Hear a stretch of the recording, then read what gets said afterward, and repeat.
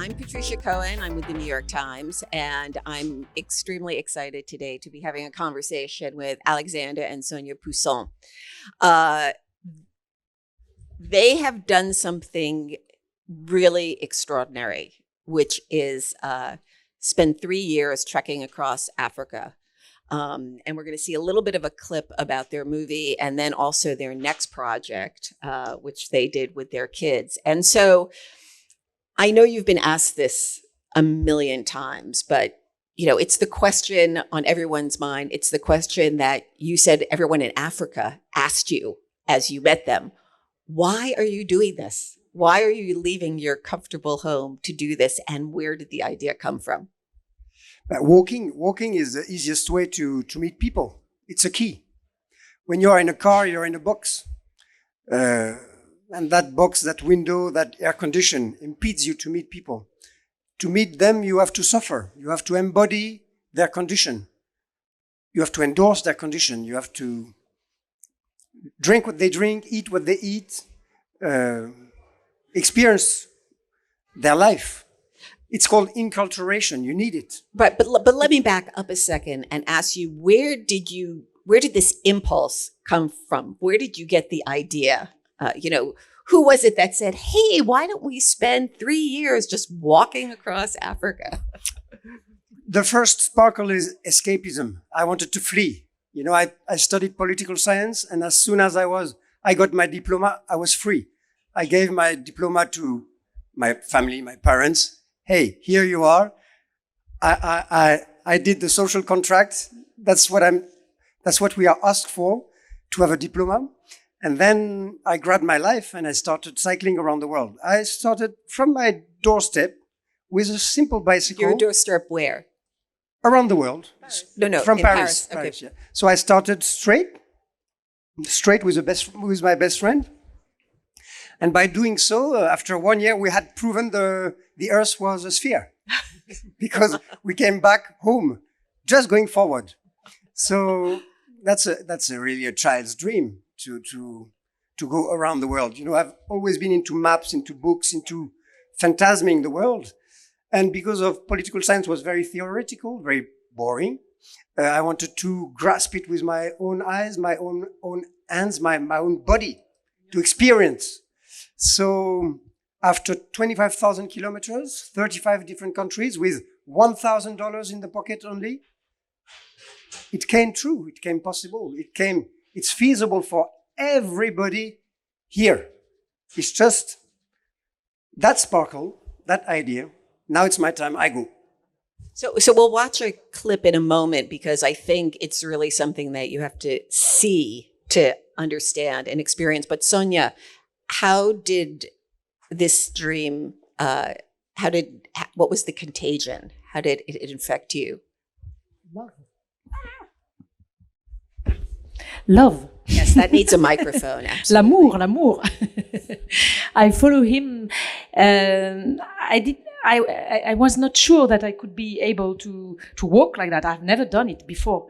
So when he told me, just after we get married, when he told me, okay, let's go for 1 year and a half, because he cheated a little bit on me. He told me it would be last 1 year, maybe 1 year and a half. So, and this only came up after you were married? I just checking. Yeah, I was hooked. Okay. I was trapped. I could not trap. I could not escape. And we decided to go together. Yeah. Mm-hmm. And to discover the world by our own eyes. Yes. All right. So let's watch a little bit of clip and then we'll continue the conversation. And we want to bring everyone in the audience into the conversation as well. So we'll be asking questions. Just that clip is about Africa. When we walked Africa entirely, 14,000 kilometers from the Cape of Good Hope to the Sea of Galilee, the Mount of Beatitudes, from the Good Hope to the Beatitudes. It was a nice program, wasn't it? And you had just to underscore, you had no sponsor. No sponsor, no backup team, no nothing, just the two of us. And we came back 3. 2 on departure, and it was 20 years back. Yes, we look younger on this one because it's 20 years ago. So that was after cycling around the world and after crossing the entire Himalayas range on foot from Bhutan to Tajikistan. So we've done several long-term slow adventures, and Africa is still there. So it's just a teaser. We made a 12-episode series, 26 minutes each, covering this 3.5-year journey. So it's a long journey without returning back home. So it was really steady. And so that's a 5-minute clip. I'm sorry. Enjoy.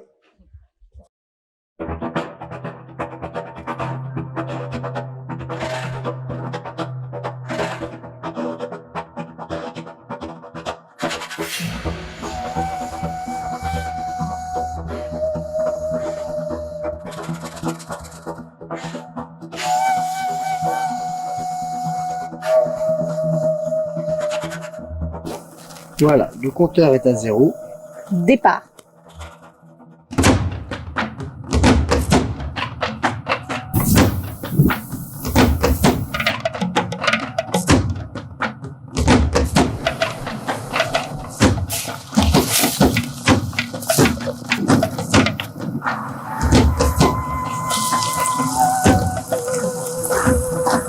Bah oui, il fallait que ça arrive. En 4200 km, c'est la première fois qu'on se trompe et qu'on est perdu.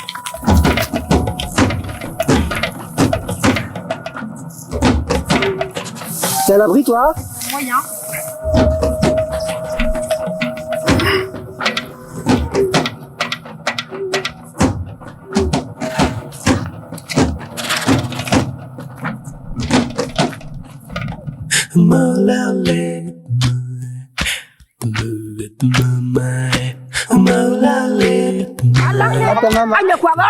Maman.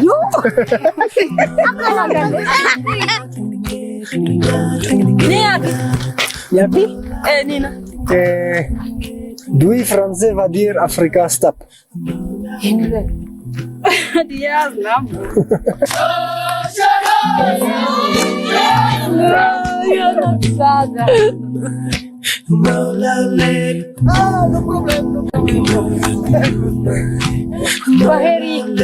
Correri, mamá.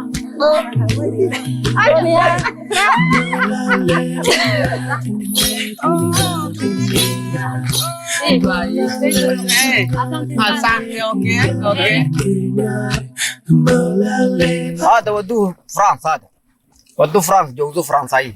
همشي مع جمال برجلي كدار مع جمال إلى فرنسا زوج ما في مشكلة. Il m'a demandé s'il pouvait trouver une femme en France. Je lui ai dit que s'il venait jusqu'en France avec son chameau, il ferait un effet bœuf et que là, il n'y aurait pas de problème pour trouver une épouse.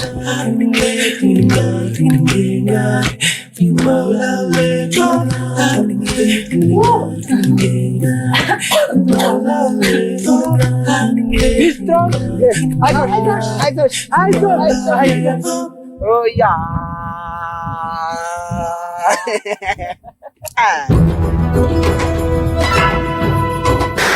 La rivière Chiré, pour nous, ça marque un grand pas, puisque nous traversons pour la première fois le Grand Rift.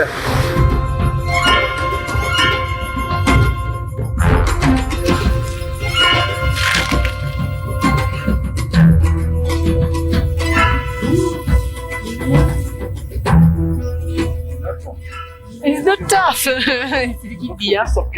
It's a piece of cake.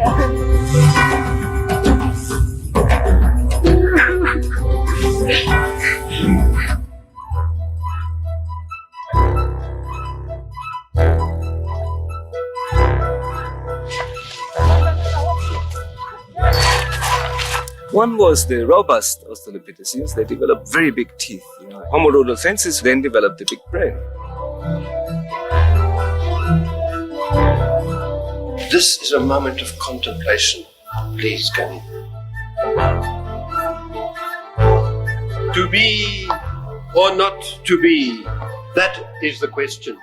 Whether 'tis nobler in the mind to suffer the slings and arrows of outrageous fortune. C'est du lait caillé avec quelques mouches dedans pour que ça ait plus de goût. Yes. Voilà ce qu'on appelle un thé aux mouches. On transpire tellement, ça descend dans la culotte.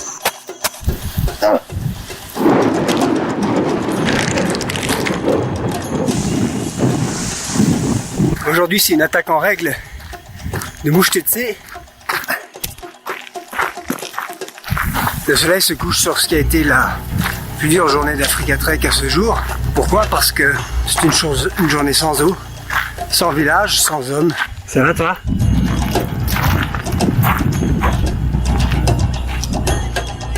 Ah bah là, cette fois-ci, c'est des empreintes de lion.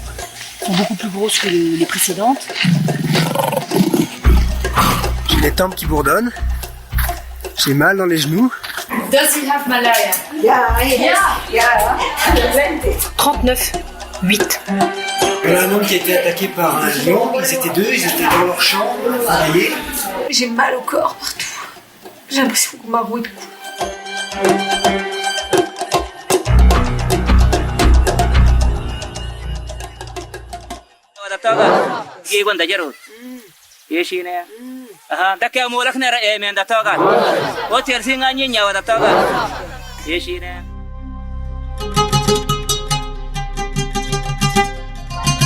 Comme je suis une femme, bien sûr, il faut que je sois couverte également de beurre.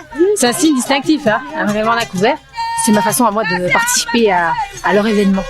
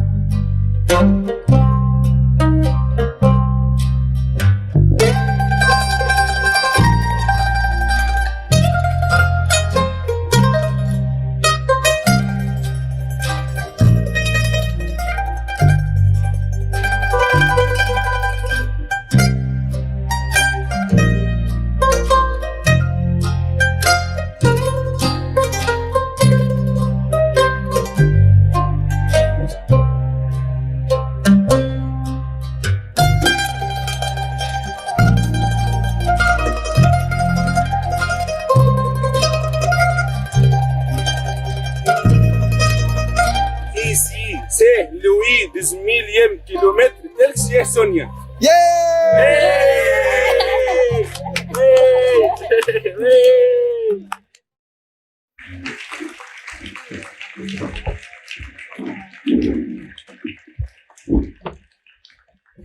It's a long time we haven't seen it. It's amazing. So many memories are surfacing back. I love the end, the series of the humble people we've seen there, from really rooted in the side of Africa. They are the links that made our walk possible. We didn't walk because we were superheroes, because we have a beautiful calves, or because of pride. No sponsor, no pressure. We were free as birds. We managed to walk this continent thanks to them. They were the links of that solidarity chain, love chain that brought us to the end, because we relied on them. But we paid for it. The price was thousands of kilometers of deprivation and risk and chances we took with lions, malaria, wars. And they were so surprised to see us arriving and getting there on foot. That of course it was, as I said at the beginning, the key to open their hearts. So how did you just go about at the very first day, in fact, asking a stranger if you could stay the night? I mean, yeah, there were penguins. The first day there were penguins. And it was in South Africa, and they had solved the color issue because they were white and black, the penguins, as you know.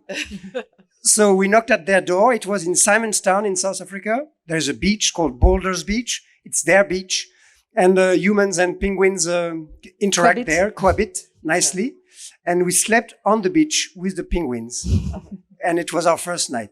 So I have so many questions to ask you. What did you pack? How did you figure out what to take? Because it was everything on your back. I'm assuming that you had to take a tent or some sleeping It was arrangement. very, very light, because the secret of our walk was to be as light as possible.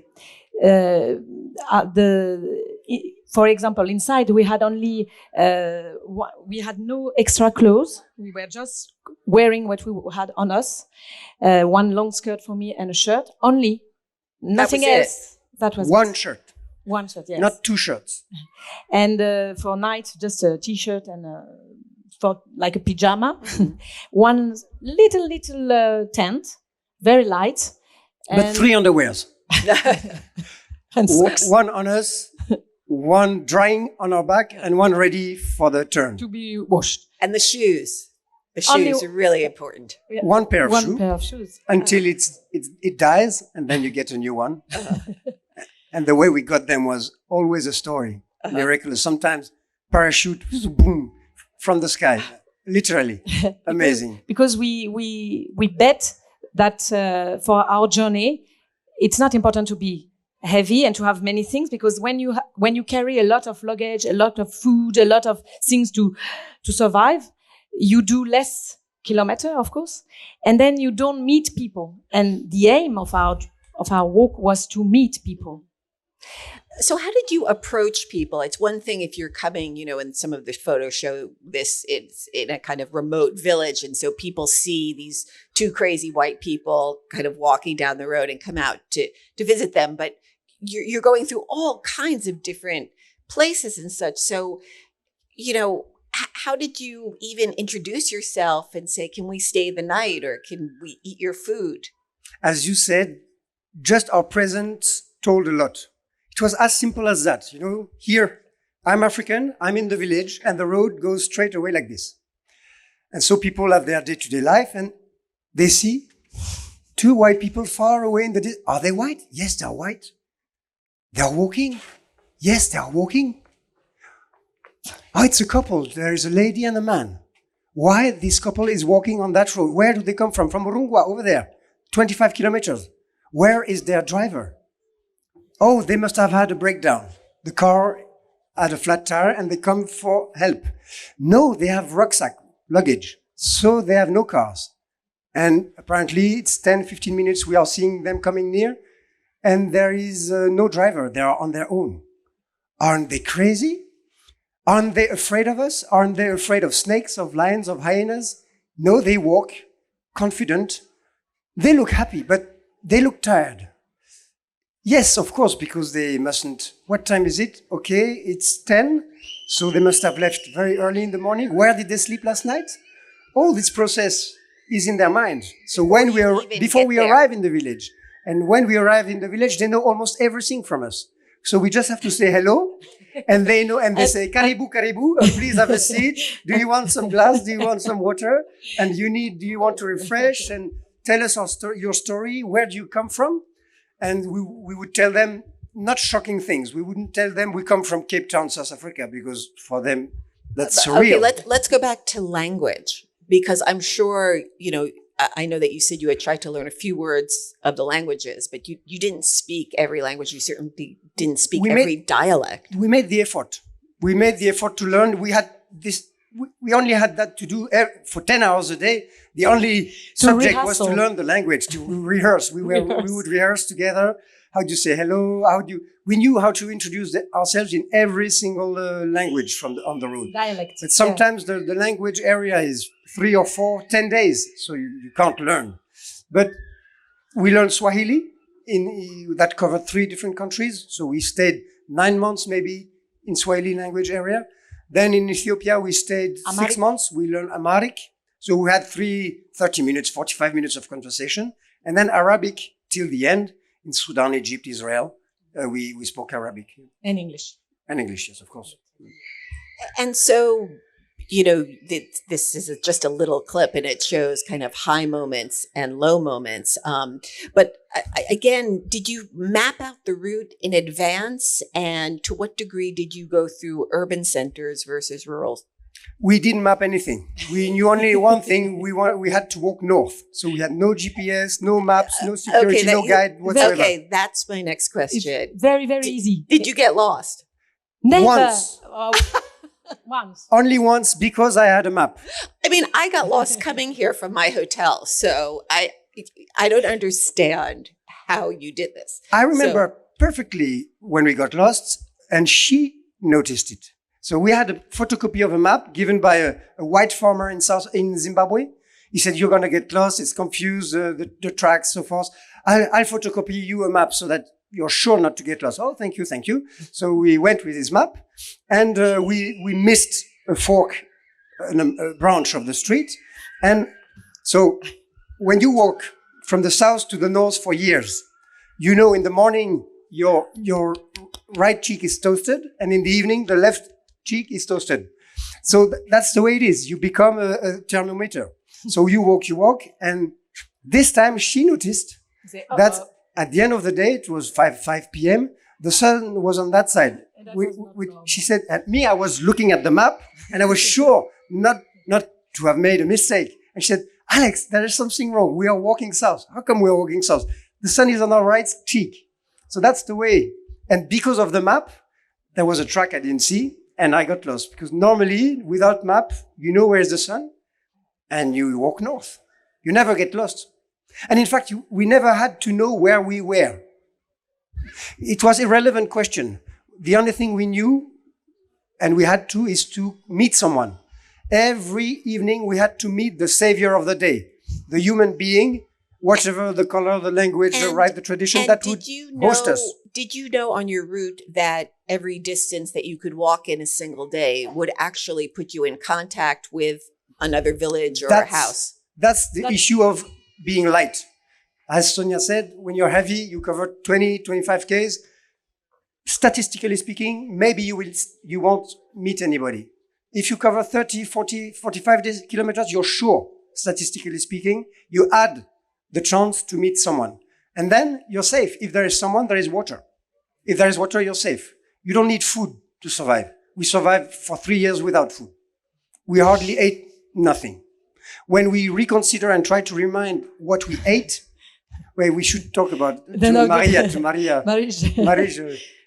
We ate a little bit, but really doesn't work. I did see there were some flies there for protein. Yes, so exactly. I saw you got some of those.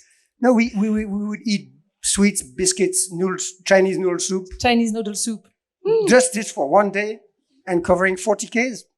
And doesn't make sense. And you had the energy for that. Yeah, that's kind of amazing. Yeah, it surprised us today. We don't know how we did. Especially as French. You know that we are a bit focused on food. Sacrificing. That's a sacrifice. So, you sacrifice. So were there days you had where people turned you away? It's seldom happened. There is a noticeable exception in Ethiopia.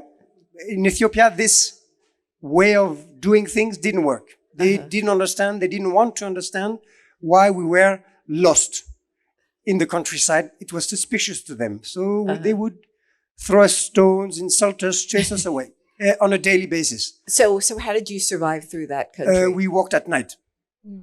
Oh, interesting. But it's dangerous because the hyenas come at night. So we had this ordeal, either the human and the stones, either the hyenas at night.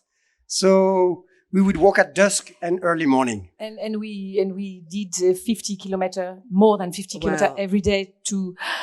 And where did you get water from? That's the exception that confirms the rule. Yes. Every day we would meet someone nice, of course. But that was the exception. We still don't have really the answers. First, we are really paranoid. What did we do wrong? What do we embody wrong? No, that's the way they are. We discovered that's the way they behave with one another. They are very tough people. And they have a very tough life. Tough life, biblical life. When you open the Bible, they throw stones at each other, they flog themselves, and it's very biblical times. So it's beautiful, huh? It's a beautiful country with beautiful people, but hard behaviors. You mentioned for a moment in the film that a time when you didn't have anything to drink for 24 hours. What is it like to be that thirsty? Which probably You feel very dying. few people here have You feel experienced. dying on foot. You feel like a stick of biltong. I don't know if you know biltong stick. It's South African dry meat. And no water is no more fluid, no more connection. Your muscle starts getting stiff. Your neural connection starts to get numb.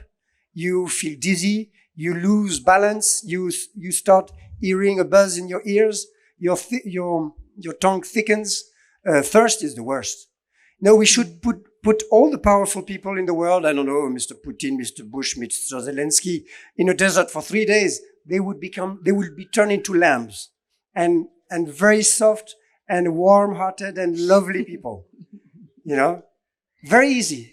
Less than 3 days, 24 hours, 30 hours without water. You become nice. You calm down. So you had a video camera with you that you just operated yourselves. How did people react to that? You know, we saw a few clips of it, and actually, it sometimes seemed very excited to see themselves. So how did that work? How did the videotaping work? Some of them, they have never seen their own image, so it was so. They were so happy in some tribes far away in Kenya, border with Ethiopia, with people who are totally naked. They just wore a little AK-47, AK-47, you know, naked, totally, but just a weapon like that. Those they have never seen themselves. So in fact, they love incredible. They asked for it, but our camera was very small, as you could see. So it was very discreet. In fact, we never stole their image. In fact, we always ask before, and they loved it. And the one who didn't want are not on screen. Yeah. By definition. Okay, we do have another clip, but if there are questions, we'd love to make this as much of a dialogue and conversation as possible. So if I see one person over there, let's start. And I don't know if there's microphones around that we can get. Give us a second till we get a microphone. And everyone, if you do ask, please keep the questions short, just so we can get as many people involved as possible. I think, we could take. Or we can repeat. You can repeat the question. All right, go ahead. Up. Here, come up and. Sorry. Okay. Okay, I'll be here so everybody can see me. What I just saw now was not Africa. I'm very sorry. No, come on, you can say. I'm an Egyptian man. I traveled a lot, and these kind of movies make me feel disturbed. You zoomed in on a lot of things that you thought they are different than where you come from, and you just call them Africa. I'm Egyptian, and I saw your map, and I saw the yellow trail go up to Egypt. And the only thing I saw from Egypt are 3-4 silly soldiers that say something that makes no sense. I used to be a tour guide in Egypt, and I know exactly what is this and why it happens. They just want to make you happy. I actually wrote a lot of things here. I don't know if I think you're making a good point. I also would just point out that this was just a small clip. Yes, so let them respond. My wife is Romanian. I love Europeans. This is home. I don't think you're a bad people. I just want to fine-tune some things, okay? I also saw that when you said they were, that's for me, right? They were amazed or surprised when they saw two white people walking. I don't think that's true. There's a lot of Black African countries, sub-Saharan African countries, that they do have white citizens, like Botswana, like South Africa, like Angola, like Zimbabwe. And I think they just grow up with white people normal. The only thing that they were surprised that you are there in their humble village. Maybe the automatic thought that comes to their mind is, how can we make money out of you? How can you give us a gift? Because again, I was a tour guide and I understand what goes on in their minds. The last thing, because I know I need to be short, is when you mentioned Ethiopia, you said this is who they are. They threw stones on each other. I find this very funny. They didn't like you because Ethiopia is the only country in Africa which was never colonized. So they don't welcome strangers altogether. They just don't like people who look different than them. When they see you, they were taught that generation after generation, you're not welcome here. What do you want from me? And the same in not Mauritania, Chad, where south of Morocco. Somalia as well. Yes, Somalia as well, because this is east, but I'm talking about West Africa, where you go there south of Morocco, there is Chad. They have the same attitude. If you don't look similar to them or familiar to their eye, you're not welcome. Okay. That's why the country is. Thank you very much. Thank you. What's your name again? My name is Mo Zidane. Mo Zidane. Zizou. You can call me Zizou. So I totally agree with everything you said. You know, we don't disagree. Everything you said, we experienced it. And of course, I'm very sorry that there is only 1 second of Egypt. And this Egyptian, it tells a lot. It tells a lot because you can't walk freely in Egypt. This is not allowed, and that has never been permitted in history. No, not at all. Under the Egyptian rule, it was not allowed. Under the Turkish rule, it was not allowed. Under the British rule, it was not allowed. Under the Nasser rule, it was not allowed. Under the Sisi rule, it's not allowed. You cannot walk freely in Egypt. You think as a tourist you are free? No, not at all. Because of danger. Egypt is closed and you need to be in train or there are 2 million white people dressed in white in Egypt that protect tourism, tourist sites. And you have to be under that protection. So you're not allowed to be free, to walk freely, to cycle freely. You have to be in convoy. So for us to walk in Egypt, the government organized bodyguards. So we were followed for 1,800 kilometers in Egypt by a crew of military, because that was the only way to walk Egypt. It's not possible technically. So if you want to walk Egypt, that won't be possible unless you organize it and the government organize it for you. So let me just hang on a second. Let me just. Bodyguards are Americans and Israelis because they want that. Anybody else who's not going to the Sahara Desert where Libya and Sudan is, you don't require any protection. Okay, I was a tour guide. I understand that. I understand that. Let me get back and ask. Let me ask. We had no tour guide. If you were with us, we could have walked freely. I don't think I'm so special. What I did was done by anybody else. Excuse me. Let me put the question another way, and perhaps take it a broader one, which is, it seems part of what you're asking is, does this exoticize? I mean, obviously, this is a reflection of your experience. You walked this trail. These are the people you met. These are the experiences you had. But that 3-year journey is, gets compacted, and you get a certain impression from the West where it gives a certain view of Africa, which, as you experienced, is very, very different, and that made it exotic. And is that a problem? Yes, of course. But we managed by walking slowly and by suffering, by embodying the people's condition. We avoided to be a purse on legs, which the tourists are. We all, as tourists, suffer when we go in poor countries because of money issues. And we had none. We walked Sudan without seeing the money. And I'm telling you, we were the only white people walking in Sudan because of the war. And we were asked if we were Americans, and we were not Americans. As French, we had a positive passport. So we have been invited into mosques. We have seen rituals that no white people has ever seen, or TV crew or camera crew or journalists. We were introduced because we had walked, because we had suffered, because we stayed with the humble people. And these guys are never in contact with tourists. They see them passing by into space shuttle from an hotel to a park, and from a park to another hotel. They don't have a grasp. And when they have a grasp, the car stops and people feel uneasy because they come out of an air-conditioned area. They smell the perfume and the shampoo, And so there is a barrier, and they stay 5 minutes, they go in the marketplace, they try to buy things, they try to exchange things, but it's always frustrating either for the local people and either for the tourists. So it's very difficult to create a real bond. The only bond is time. You can't buy time. Time is your life. And when you devote 3 years of your life, it pays back by the authenticity of the meeting. And then there is no more money relationship. You become the weak. You become the feeble. You become the vulnerable. And as a white person traveling Africa, normally it's the contrary. You are powerful, you've got money, and that's the contrary. We were weak, and they would take our hand and take us out of the shit we were in. And that was reverting the relationship.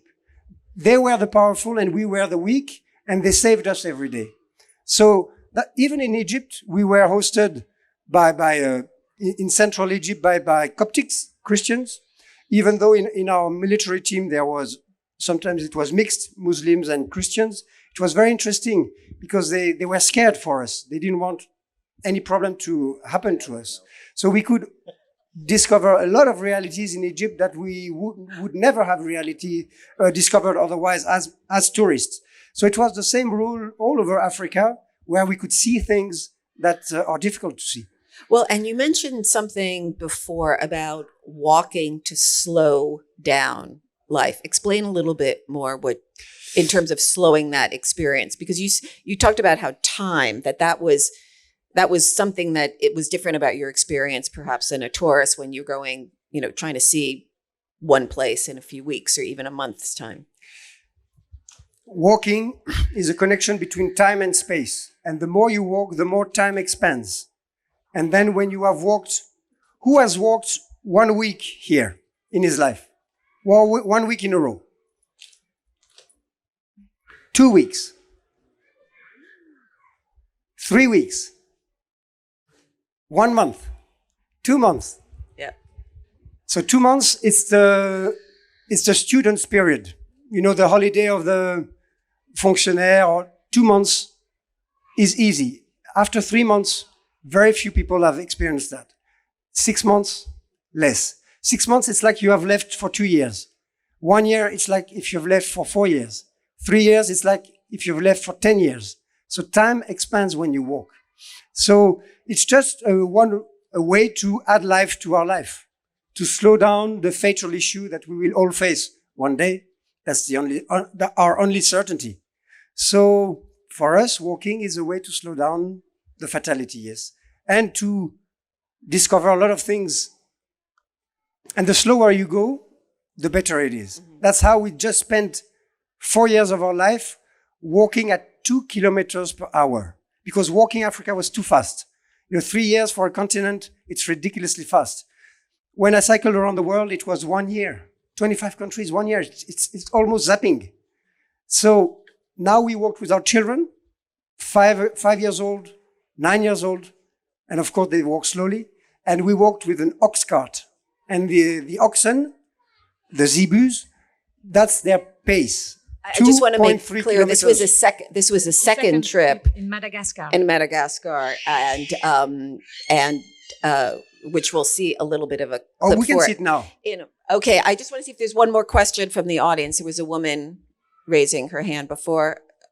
All right, all right, so then let's see the second clip, and then if other people in the audience have a question. So this journey was 4 years and only one country in order to go in depth, to really try to understand people's lives, traditions, culture, problems, hopes. How do they live? So 4 years, one country without children, an ox cart, with children, without children, with children, without children, with this ox cart and a zebus. See you now. En 2004, Sonia et Alexandre Poussin achevaient leur traversée de l'Afrique à pied. Un voyage extraordinaire de près de 14 000 km en plus de 3 ans. 10 ans et 2 enfants plus tard, ils repartent à l'aventure. Ce sera Madagascar et en famille. Accompagnés de leurs 2 zébus et de leur charrette, Sonia, Alexandre, Philae et Ulysse entreprennent un formidable périple hors des sentiers battus. 2 ans au cœur de l'île Rouge, à la rencontre de ses habitants. Une aventure au plus près de la nature, à la découverte des richesses de Madagascar.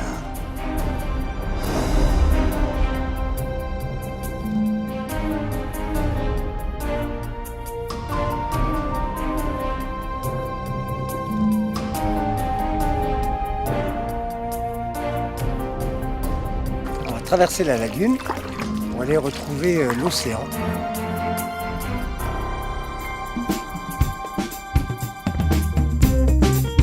Nous sillonnons les différents quartiers de la ville à la recherche des pièces pour fabriquer notre charrette à zébu.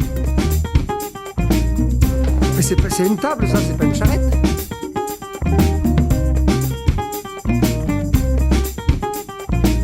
Bon, je commence par où là?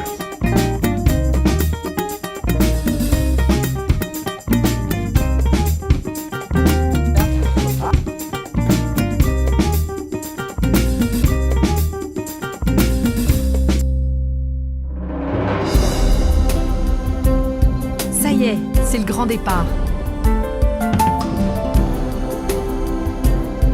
Le rêve est en train de prendre forme. Ça fait 10 ans que l'idée qu'on part et puis c'est enfin arrivé. Nous nous laissons gagner par l'ivresse des grands espaces. Cette liberté, nous la devons aux efforts de nos 2 bouviers, Touve et Michel, qui s'occupent de conduire la charrette.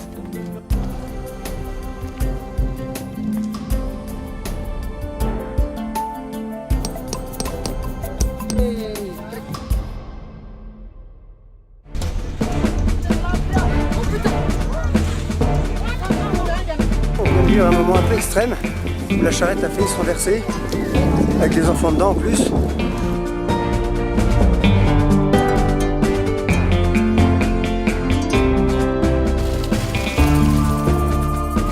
Les bouts?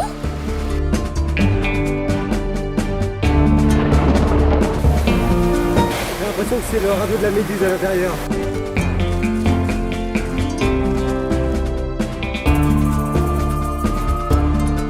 Comme on reste une petite semaine pour filmer toutes les activités de Lazare, et ben on en profite pour mettre les enfants à l'école. Donc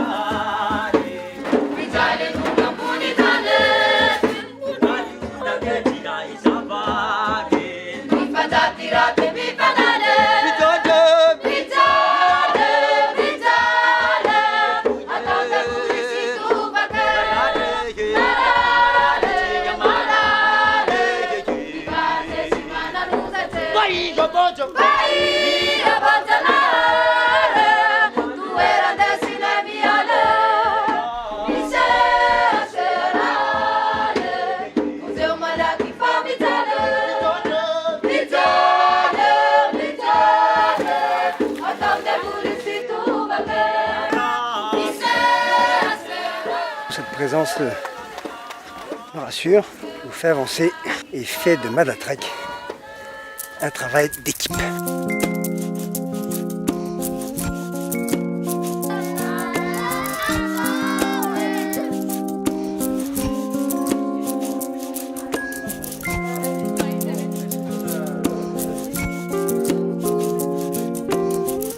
On est souvent démunis, on reste pas longtemps, c'est très compliqué, mais prise en charge des dénutritions, ça fait partie vraiment des missions qu'Armada remplit très bien. Très difficile à supporter de voir ses enfants sans amour, un peu abandonnés comme ça.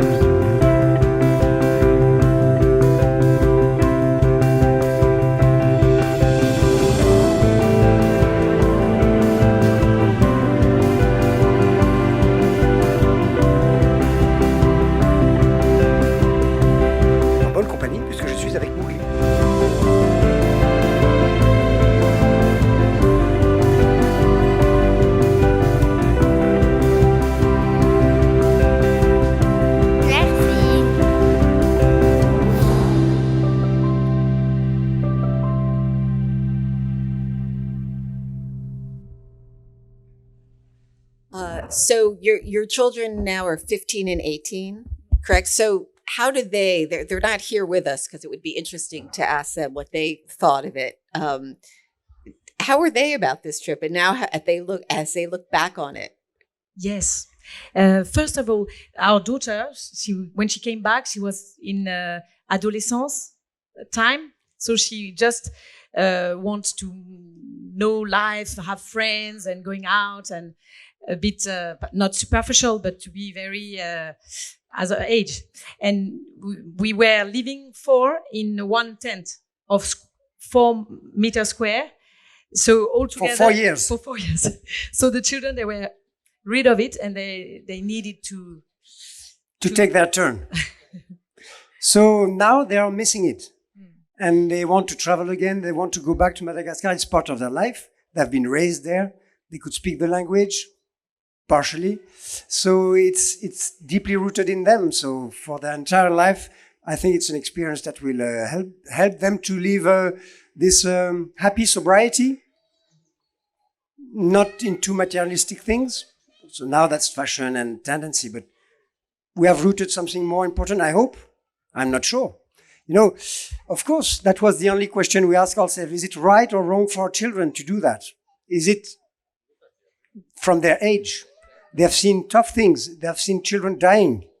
They have seen the problem of that country. Deforestation, corruption, maintenance of the roads, all the sanitary, scholar problem issues of that very poor country. But then also they saw the resilience, they saw the courage, they saw the kindness of Malagasy people. So, I don't know, that's life, the secret of life. You never know what comes out of what you experience. We hope it was for the better. They studied a lot because we filmed 16 episodes of 52 minutes. So it's 16 hours of program for one country, slowly, in depth, in the country. And we didn't know much about Madagascar. They taught us. How did you pick Madagascar? Because it is concentrating all the problems the whole world will face.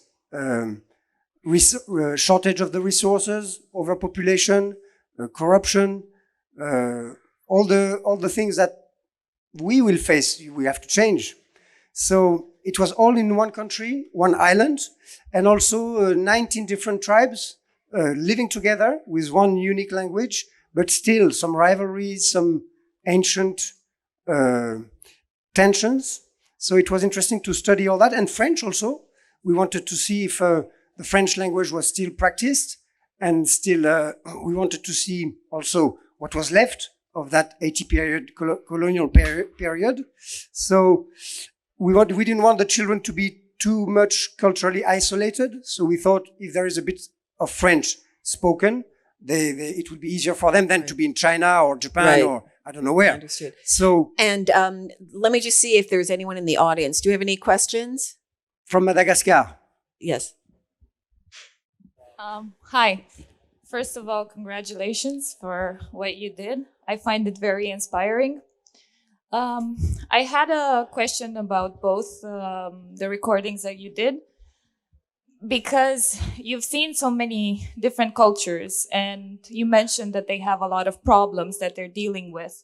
How much did you make it your objective with these 2 movies to spread awareness on the problems that are happening in those countries, and I don't know, to collaborate with NGOs that maybe are doing this?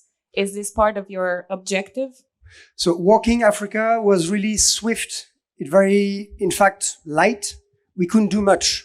And that was not our aim at all. It was to learn and to try to apprehend and comprehend things. With this journey in Madagascar, that was completely different. We had a 1-ton chariot to carry with fully equipped food, infirmary, books for school for the children. So we had things, and we were connected through a website. We had solar panels on the roof. On the top, we had a 3G key. So we were Did you really have connected. a sponsor for that? No sponsor. We want to be free, so we have no sponsor, never. It's a part of our life. No sponsor. So and very few money. It's not like if we are rich and can afford living 4 years. It's not at all the case. So with this computers, cell phone, and solar panel, we could raise money. So during these 4 years, we've raised 100,000 euros for 35 different NGO projects. It was not the plan at the beginning. We thought, oh, we are going to be journalists and we are going to focus and film these missions, these societies, NGOs, and what they are doing, trying to put them light so that it's going to help them. But no, they need money. They need visibility, but they also need money. That's why we raised money, and the French public was very generous, and they trusted us because the money was really turned into project. A school, plum, the school was built. An hospital, plum, the hospital was built. Whatever was the project, it was very quick, very instant. Within 2-3 months, they could see their money being used properly. Canteen, a scholar, food shortage is a real issue for children in schools. So a lot of canteens are paid, sponsored to feed them. People send their children at school because they know they will be fed at school. Otherwise, they stay and they work. They have to look after the sheep, or they have to work. So it's the only way. So we sponsored a lot of canteen. Are there other questions in the audience? Because we only have a couple of minutes left. Why don't we take, is there three? I think 3 questions all at once, and then you can answer them in a row. So back there, that woman in the blue, there was another one over here. Yes, these 3 women.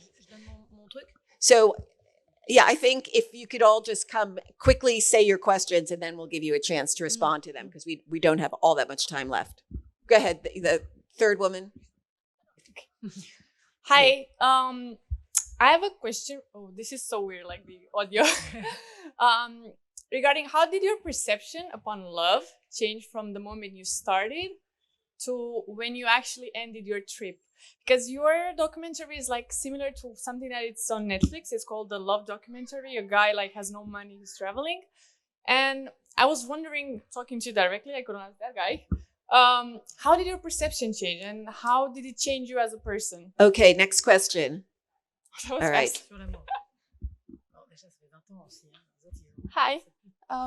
Thank you very much for coming in our country. Your journey and the videos are unbelievable.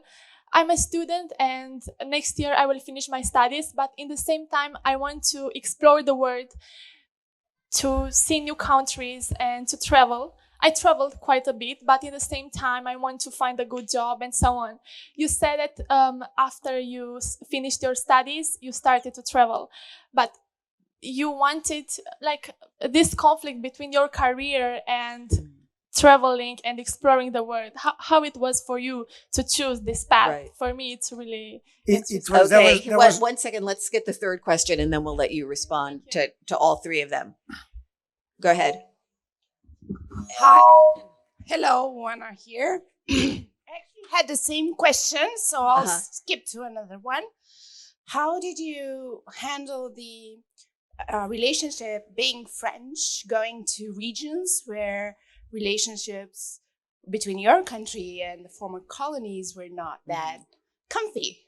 How did that play with Madagascar and your kids? Right. Okay, so we've got perception of love, we've got personal career, and then we've got the kind of more larger issue of France and its relations. So regarding the career, it became our job.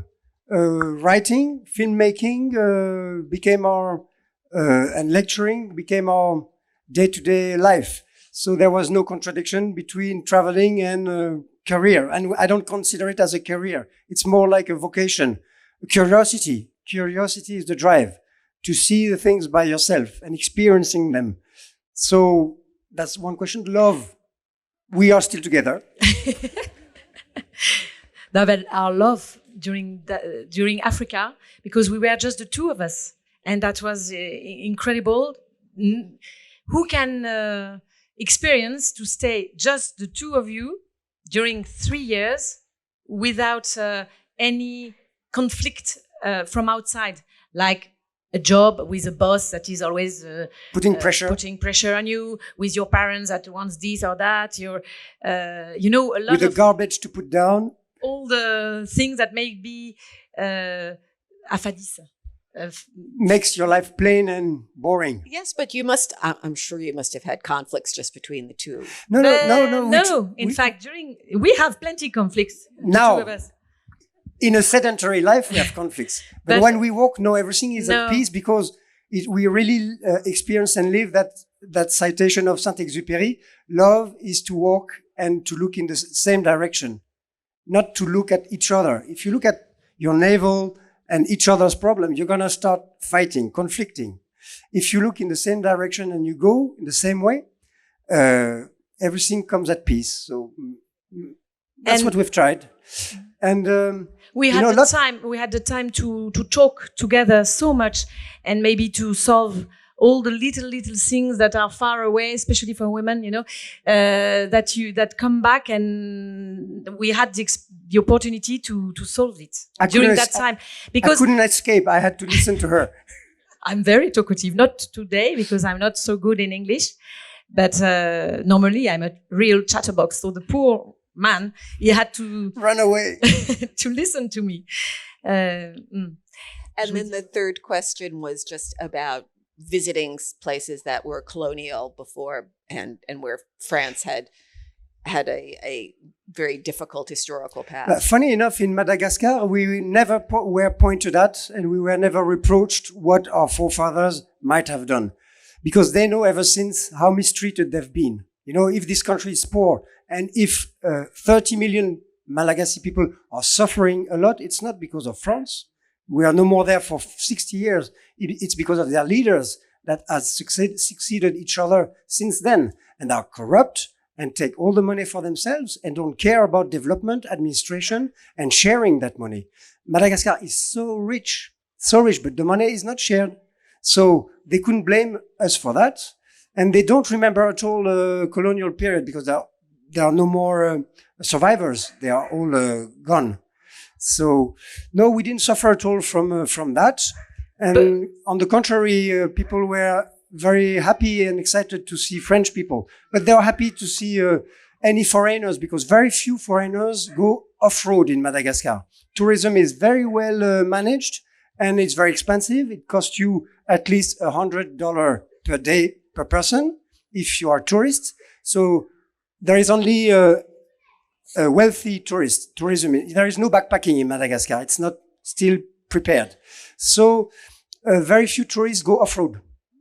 Only motorbikers, and same again, motorbikers, they pass by and they have very few interactions. And it's very difficult to have an interaction when you're dressed into Mad Max with a helmet, with glasses, with protection. People run away from you. And our ox cart was also a key. It was more than a mean of transportation. It was a mean of communication because it is a local and traditional way of transportation for the peasants and people from the countryside. They all have an ox cart. So we were the first tourists with an ox cart. So that really changed the relationship. They were so excited to see us. That's why you see in the pictures thousands of people sometimes gathering around us of excitement, not hatred, of excitement and joy.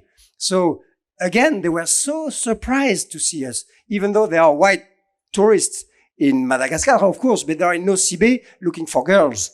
Not lost castaway in the countryside with an ox cart and two zebu and trying to find their way where everybody told us every day, Tsimeti. Tsimeti, it means it's impossible. What you want to do, it's impossible.